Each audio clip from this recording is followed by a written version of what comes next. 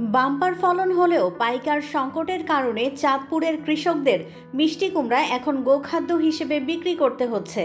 অথচ ঢাকার বাজারে কুমড়ার দাম ৩০ থেকে ৪০ টাকা কেজি। কৃষকদের অভিযোগ, উৎপাদনের খরচের তুলনায় বাজার মূল্য কম থাকায় তারা লোকসানে পড়েছেন। অন্যদিকে পাইকার সংকটের কারণে ক্ষেত থেকে তুলেও বিক্রি করতে পারছেন না অনেকে। ফলে নামমাত্র দামে গরুর খাদ্য হিসেবে কুমড়া বিক্রি করছেন চাষিরা। চাঁদপুর সদর, হাজীগঞ্জ, মতলব, কচুয়া ও আশপাশের এলাকায় এবার বাম্পার ফলন হয়েছে মিষ্টি কুমড়ার। গত বছরের তুলনায় দ্বিগুণ পরিমাণ জমিতে চাষ হয়েছে। জমি ইজারা, বীজ, সার, সেচ ও পরিবহন খরচ মেটাতে ভালো দামে বিক্রি না হওয়ায় লোকসান গুনতে হচ্ছে চাষিদের। গত বছর পাইকাররা সরাসরি ক্ষেত থেকে কুমড়া কিনে নিয়ে যেতেন, এবার সেই পাইকাররাই আসছেন না। ফলে মাঠেই পচে যাচ্ছে কুমড়া। আমি আর আমার স্বামী একখানি কুমড়া খেতে করছি। বাগও আছে, কিছু ফুসানিও আছে, নিজস্ব আছে। তাই অনেক টাকার বীজ কিনছি, অনেক ওষুধ বড়ি, ওষুধ সার লাগছে। এখন মনে করেন না, ব্যাপারী আসে না, বিক্রি করতে পারি না, অনেক টাকা লস হয়েছে।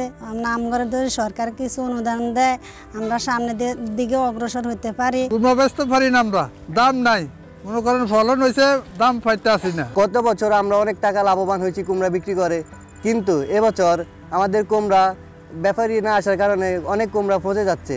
কুমড়া পচে যাওয়ার কারণে কিন্তু আমাদের অনেক ক্ষতিগ্রস্ত হচ্ছে আমরা কৃষকরা। ভাই, এই যে পয়সা খরচ করছি আমরা, এই পয়সা তো আমাদের আসবে না।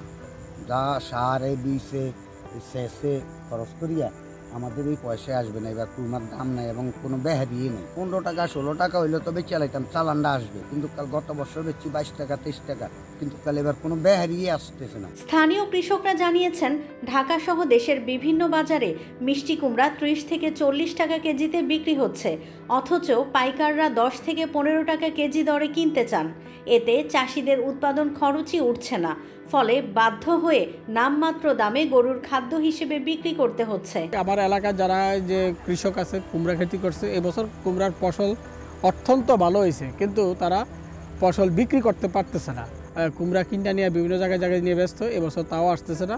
এখন এলাকার যারা কুমড়া খেতি করছে, তারা সব কুমড়া আমার বিল্ডিংয়ের কাছে নিয়ে, বাড়ির পাশে নিয়ে থুবিয়া রাখে এবং অনেক কুমড়াই তার পচে যায় গিয়া।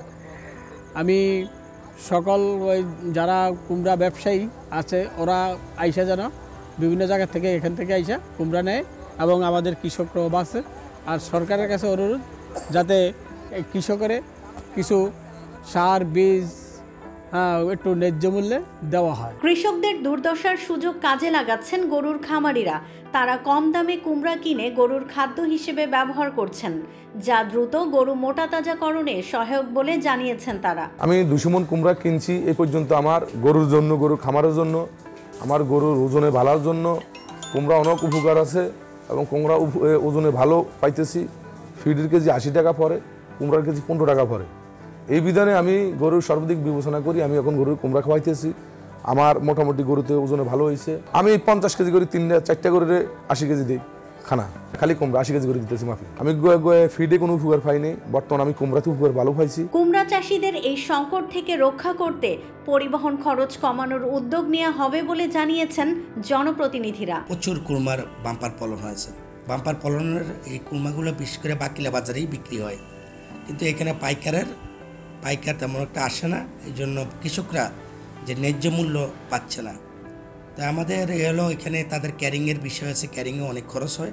এই খরচ অনুযায়ী এবং তাদের ফলন এবং ক্যারিং, এই খরচ যত টাকা খরচ হয় অত টাকা তারা বিক্রি করতে পারে না। এখানে যদি ভালো পাইকার পাওয়া যেত, তাহলে তাদের ন্যায্য মূল্য পেত। এবং আমরা এই ব্যাপারে আমার তরফ থেকে আমি যতটুকু সম্ভব আমি সহযোগিতা করব, যেন তারা ন্যায্য মূল্য পায় এবং কৃষকরা যেন উৎসাহিত হয়। চাঁদপুর কৃষি সম্প্রসারণ অধিদপ্তরের তথ্য মতে চলতি মৌসুমে জেলায় ১১৩৫ হেক্টর জমিতে মিষ্টি কুমড়ার চাষ হয়েছে। এতে উৎপাদিত কুমড়ার পরিমাণ ২৪,৯৭১ টন।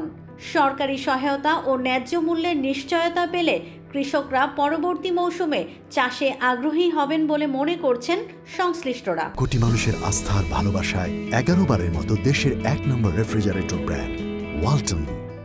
চাঁদপুর থেকে অমরেশ দত্ত জয়ের তথ্য ও ভিডিও নিয়ে রিপোর্ট risingBD.com।